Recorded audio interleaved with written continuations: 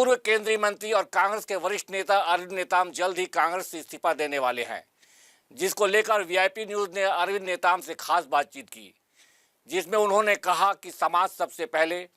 मेरे लिए अभी दुविधा यह है कि मैं कांग्रेस में हूं या नहीं। मुझे शो कार्ड नोटिस दिया गया था, जिसका मैंने जवाब दे दिया है। देखिए हमारे संवाददाता भूपेश टांडिया की अरविंद नेताम से खास बातचीत। छत्तीसगढ़ में चुनाव की तारीख जैसे जैसे नज़दीक आ रही है, सभी पार्टियों ने अपनी अपनी कमर कस ली है। हमारे साथ आज पूर्व केंद्रीय मंत्री और आदिवासी नेता माने जाने वाले अरविंद नेताम जी हैं। अरविंद नेताम जी, आप भी जो चुनाव लड़ने की बात आप कर रहे हैं, सर्व आदिवासी समाज की ओर से आप लगातार प्रेरणा दे रहे हैं कि जिस तरह से चुनाव लड़ने की बात कर रहे हैं, कितने सीटों पर चुनाव लड़ेंगे आप? देखिए, करीब करीब जो 30 सीट रिजर्व सीट है, 29-30, उसमें तो लड़ेंगे। 20 सीट करीब करीब जनरल सीट है, जहां आदिवासी समाज की 20,000 से 80,000 मतदाता हैं, वहां भी आजमाएंगे।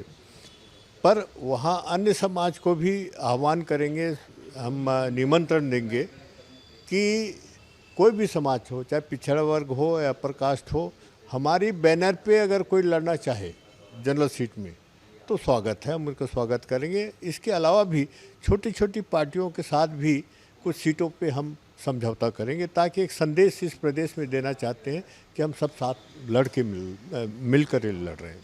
देखिए, सर्व आदिवासी समाज करीब 15-20 साल से इस प्रदेश में अपनी मांगों को लेकर के आंदोलन कर रही है, और आप लोगों को जानकर आश्चर्य होगा, एक भी मांग को सरकार ने स्वीकार नहीं किया, मंजूर नहीं किया, उसमें कोई कार्रवाई नहीं की।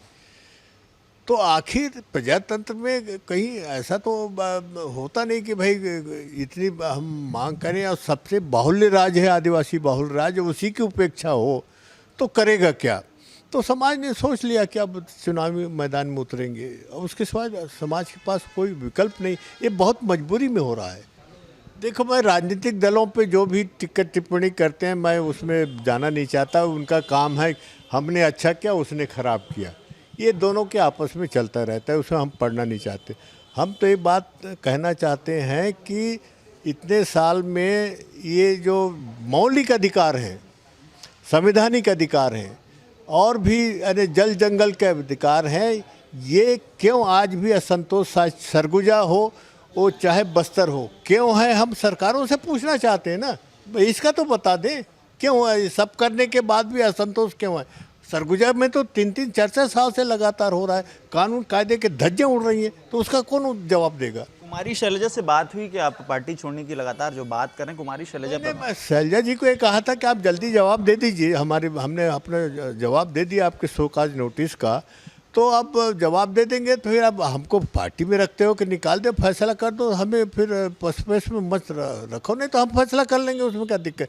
क्योंकि जब चुनावी राजनीति शुरू हो जाएगा तो दो पार्टी में रह के हम नहीं कर सकते, कोई भी एक पार्टी में रह के चुनावी इसमें भाग ले सकते।